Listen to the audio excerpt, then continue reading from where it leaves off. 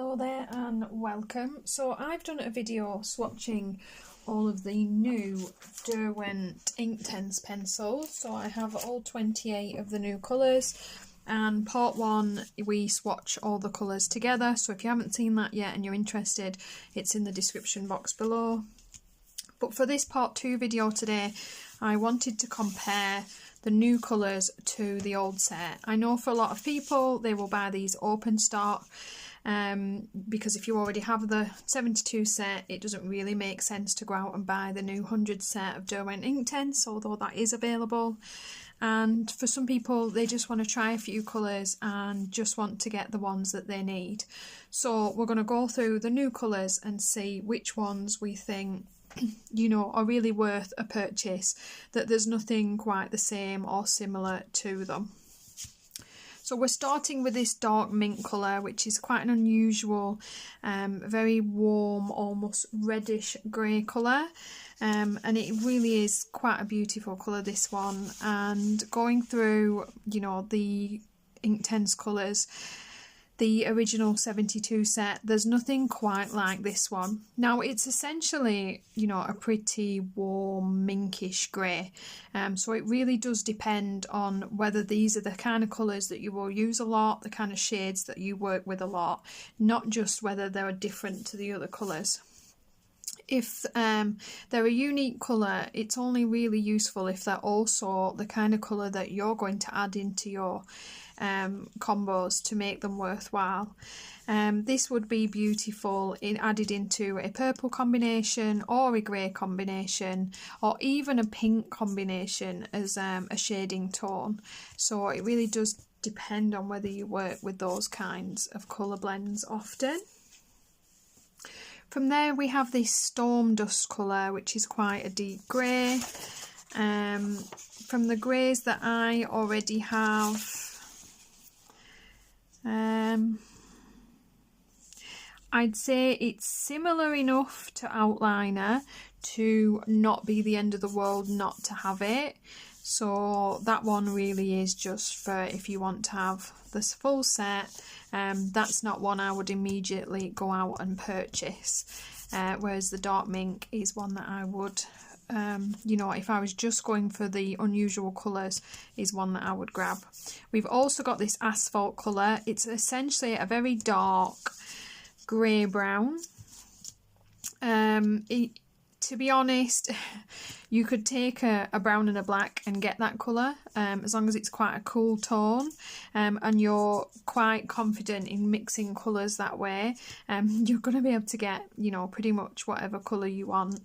But it is a very pretty colour. It's close to... It's almost in between sepia and Indian ink. These are quite dark tones. One's more brown, one's more grey. And to be honest, because you've got those two, it's probably similar enough that you're not going to immediately need to go out and get this one. We've got this natural brown, rather a pretty reddish brown. Now, I'm a brown fan. I use a lot of brown. I like the colour in my work, and they're definitely combos that I gravitate towards, and therefore a colour set that I gravitate towards, and I'm probably going to be a little bit biased about. This madder brown feels a lot redder to me. The red oxide is quite... even redder still, and the dark chocolate just has a lot more purple to it. This is the truest brown that I've seen from the Inktense set, and it's definitely one that I would add. Again, depends how often you use it. It is still on the warm side, so they've also added this burnt umber, which takes it down to a completely neutral, cooler toned brown. These are very similar, so would you really need both? There's not a lot in it. It would probably come down to preference, whether you want the warmer or cooler tone. This is going to be a lot nicer for shading other brown colours, and would definitely be the one of the two that I would immediately grab. But they are both very nice colours and kind of round off the set of browns. that we have. You know, you've got this purple brown, this very red brown. These are much closer to neutral colours. Now I think if you washed out this madder brown a little bit, you're going to be quite close to this natural brown. So the burnt umber is the definite choice for me. We've then got a jungle green. It's your pretty standard bright, you know, foresty, neutral, you know, Joanna Basford feeling foliage green. You're not far from your apple. You're kind of in between the vivid and apple green. So I see why they've added it, but I reckon I could get a very close result by just mixing a couple of these greens without really feeling the need to have this one in between. This lime green is an interesting addition, and although we have yellows that are quite similar to it, you don't have any other pale green that is quite in this tone. So this does have green in the yellow, so it obviously adds a light green into your mix that a yellow can't quite manage. But again, you know, could you get that by adding a little bit of apple green to your sherbet? Yes, you could, if you prefer not to mix your colours at all. Then obviously this makes life easier for you and gives you just that, you know, really pale green into your combos. This is a very pretty colour, this olivine. I do feel it's quite similar to fern. So again, not so distinctive that it would be something that you have to have without managing, but a very pretty colour to add to the Inktense collection. Again, I can see why they've added it, but you're not going to be far off with your fern green. You're not really going to feel the loss. We have this mint leaf, which is a really nice pale teal. Again, we have a teal green and a mallard green. So I feel like they've just added the paler tone into that. You could just wash these out to get something very similar to that, to be honest. But it is a very pretty colour, and it will make your life easier if you're just wanting a colour blend to go with your more aqua greens. We have this Sea Breeze and Mineral Blue. Again, these are very similar. One has more green to it. Because you already have dark aquamarine and green aquamarine and a mallard green, you've got quite similar colours to these. They're just a bit more of a neutral mid-tone. But again, would you really feel the loss of them? Very likely not. The Malibu, however, I feel really did add a useful colour to this set. This is a much paler blue than we've had before. You can see from my original swatches there's not much of anything close to it. Again, all you really need to do is wash a colour out to get the colour that you want, but I feel this one would be a nice addition to your blue combos, and if you were going to pick one up, I'd probably suggest the Malibu is a definite yes for me. Dark cerulean, again, you're quite close to the sea blue, something between an iris blue. Not a whole lot different, maybe not a whole lot essential, to be honest. The denim, again, I mean, you can get that colour from a few of these. If you wash out your navy blue, it's going to be pretty close, but to have it in the pencil immediately, you know, it gives you a new tone. I do feel like this lapis blue was rather unnecessary when you've already got iris and bright blue. We then get into these purples, and I love the new purples they've added. Purples are hard to come by, especially nice purples, but let's be honest, some of these are very similar to what you already have. The violet blue, this purple tone here, is quite similar to violet. There's a little bit less blue in this one, which is quite controversial considering the name, but you know, they're close enough that it wasn't really a necessary addition. This nightshade, this is gorgeous, but again, it's very close to deep violet. You're only getting really one kind of shade difference, if we're being honest, and you can kind of wash that down to what you want to get. So not essential colours, but I think this amethyst was a truly wonderful addition to this set. And the sugar plum. These two more dusky, paler purples are a definite yes for me. Again, the amethyst most certainly. The sugar plum, to be honest, you could just pale down your thistle and you're not going to be far off, and again, not going to miss it. Even the red violet is very similar to this once you wash it out. But I would definitely say the amethyst adds a nice new colour for you.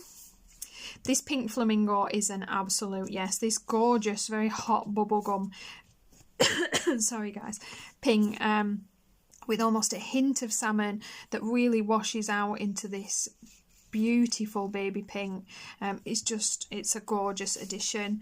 And although you could get close to it by washing out some of your other colours, you know, it is a distinctive enough colour in its own right, I do believe, for you to be quite worthwhile grabbing the pink flamingo if you have the original 72 set. Okay, we get into the kind of yellows, orange and red.